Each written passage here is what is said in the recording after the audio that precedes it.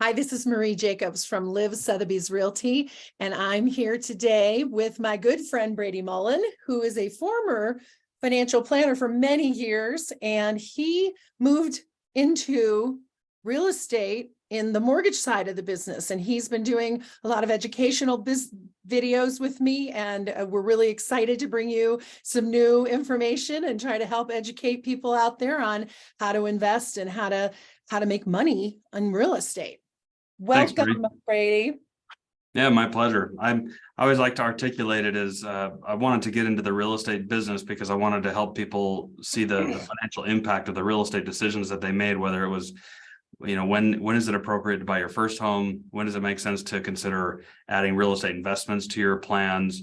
Because there were a lot of people talking about that in the investment world. It seems like those two industries they don't play well together. And I didn't like that. So I wanted to help bridge that gap. That's great. So today I wanted to ask you a specific question that you don't know is coming, but we had lunch the other day. So it's going to be the stump the Brady thing. We had lunch and you gave me some really good personal advice about making a real estate purchase with my IRA. So I wanted to talk a little bit about that and share that with people who might have an idea that, they're sitting on kind of a dead investment right now because of the markets. And you and I talked about using my IRA. And the thing that I found really compelling, like I couldn't find anything wrong with this, but I remember one time in a class you said, people will go toward the easiest option when they think about their real estate. And so people go to the markets because it's too complicated to think about anything else. And after I dug into this, after our conversation about purchasing with my IRA, the things I was excited about are there's no tax penalty. There's no real money that I have to put out. I'm just moving funds. And I don't have I have to have the full price of the house. I can use my IRA for a down payment and then take a loan. And I don't even, you also talked about it being a non-recourse loan, which I think to explain that to people would be very useful because my income doesn't have to be looked at also and to get approved for the loan. So that's in a nutshell what I got excited about, because now I'm on the path of moving some of those funds and purchasing an investment property, and real estate's doing great. So that's going to be a great return on my investment. So I wonder if you could share a little bit more detail about that. Sure. And how you advise me. So I would say anybody considering this needs to think of a couple high-level things first. And this is a conversation I have a lot with people. And there's a couple of common objections that I get where people will think, well, does this mean that I have to take the money out of my IRA, pay the taxes, maybe pay penalties if I'm under 59 and a half, and then use whatever's left over to go buy real estate? And the answer to that question is you can do that. Nobody's going to stop you from doing that if you want to do it that way, but that's not what I'm talking about. Your IRA can own a piece of real estate as an investment, just like it owns a mutual fund or a bond or an ETF or a stock. It actually is the investor in the investment property. So the money doesn't have to come out of the IRA. The IRA owns it. So if it's an IRA, or I say IRA to sort of capture all the different types of retirement accounts, just to make so that every time I mention it, I don't have to say IRAs, 401ks, Roth IRAs, Roth 401ks, SEPs, Simples, all those different kinds of retirement plans. So what I really mean when I say that in this context is I mean retirement plan. So your retirement plan can purchase rental real estate, and the income that produces goes to the retirement account, not to you as Marie Jacobs, the person. It goes to Marie Jacobs IRA. So it's just like owning a bond in an IRA, where the bond, whatever the bond is worth, that's an asset that the IRA owns.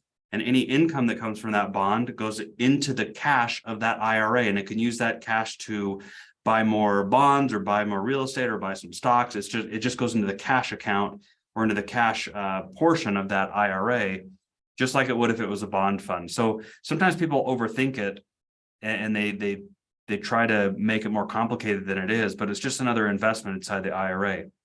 So that's one common objection, is like, how does this work? And it's actually pretty simple. The other objection that comes up a lot is people feel like it's like you're tricking the IRS. Like, does the IRS really allow this? And the answer is like, this happens.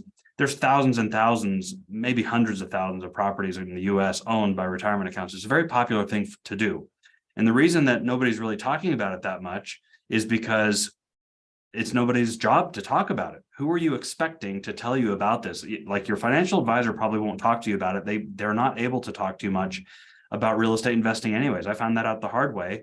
Not that it was that hard, but I wanted to get into that when I was in my financial practice, and I just couldn't make it work from a compliance perspective. They didn't want me talking about it.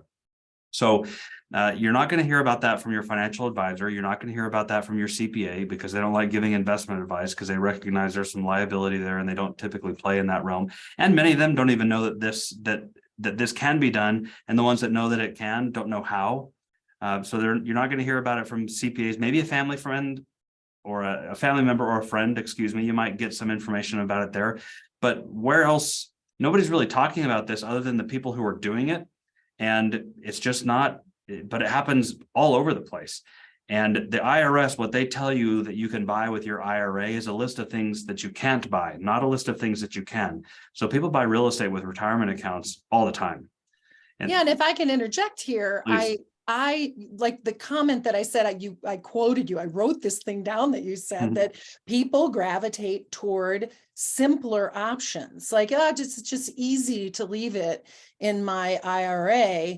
But over the last 3 years, especially, my IRA has suffered greatly. And so why wouldn't I want to move some of those funds over into a real estate option? Because I know where the houses are. I know where the houses are improving. I can do a study of the market. I can look and see how things are performing in real estate. And in 5 years, the difference in the income that I can make and put back into my IRA is substantial. But even for me, I mean, I'm a realtor and I have you counseling me, and I have all this information. Even I wanted to just kind of gravitate toward, just leave it where it is and don't think about it, until I got educated. And now I'm really excited because I'm going to buy another house. And I'm not going to have, I mean, it's going to be a rental. Somebody else is going to cover the mortgage. And all I'm doing is moving funds that already exist into I'm just moving them from one investment that's not working into an investment that will work.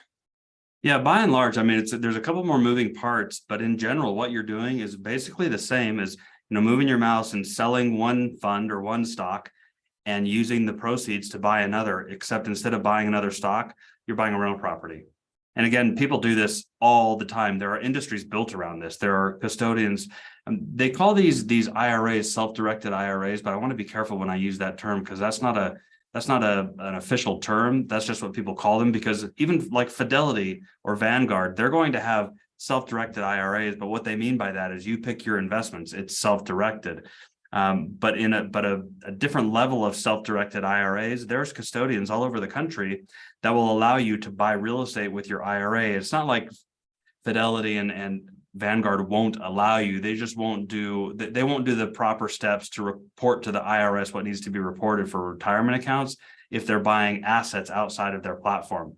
I'm probably getting a little too deep into that, but you can't do that with your Fidelity IRA.